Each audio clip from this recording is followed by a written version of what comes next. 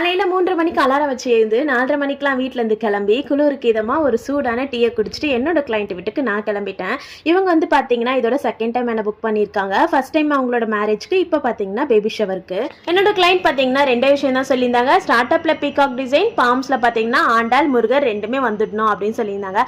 But இது baby shower மெஹந்தின்றதுனால peacock வந்தால் அந்த அளவுக்கு எடுப்பா இருக்காதுன்னு சொல்லிட்டு நானே பார்த்தீங்கன்னா கிரியேட்டிவா பீகாக்கோட ஃபெதர்ஸ்ல பேபிஸோட அக்சசரிஸ் வர மாதிரி போட்டு கொடுத்துருந்தேன். எனக்கு ரொம்ப பிடிச்சிருந்துச்சு. என்னோட பிரைட் பாத்தீங்கன்னா ரொம்ப கிரியேட்டிவா இருக்கு அப்படின்னு சொல்லிட்டு என்ன புகழ்ந்து தள்ளிட்டாங்க. உங்களுக்கு பிடிச்சிருக்கான்னு சொல்லிட்டு கண்டிப்பா கமெண்ட்ல சொல்லுங்க. இவங்களுக்கு வந்து பாத்தீங்கன்னா பேக் அண்ட் ஃபுல்லா எனக்கு ரொம்ப டைம் எடுத்துருச்சு. ஏன்னா அவங்க வந்து ஹேர் ரிமூவ் பண்ண மாட்டேன்னு சொல்லிட்டாங்க.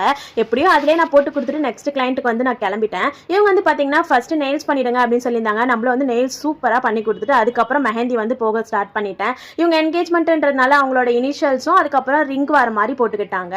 பேக் அண்டும் பாத்தீங்கன்னா கொஞ்சம் சிம்பிளா போட்டுக்கிட்டாங்க. நெக்ஸ்ட் வந்து பாத்தீங்கன்னா லெக்குக்கும் போடணும் அப்படின்னு சொல்லியிருந்தாங்க. அதுவும் வந்து மினிமலான ஒரு டிசைன், பட் பார்க்க ரொம்ப அழகா இருந்துச்சு. போட்டோஸ் அண்ட் வீடியோஸ் எடுத்து நான் வீட்டுக்கு கிளம்பிட்டேன். வீடியோ பிடிச்சிருந்தா லைக் பண்ணுங்க. நெக்ஸ்ட் வீடியோல பார்க்கலாம். Bye by.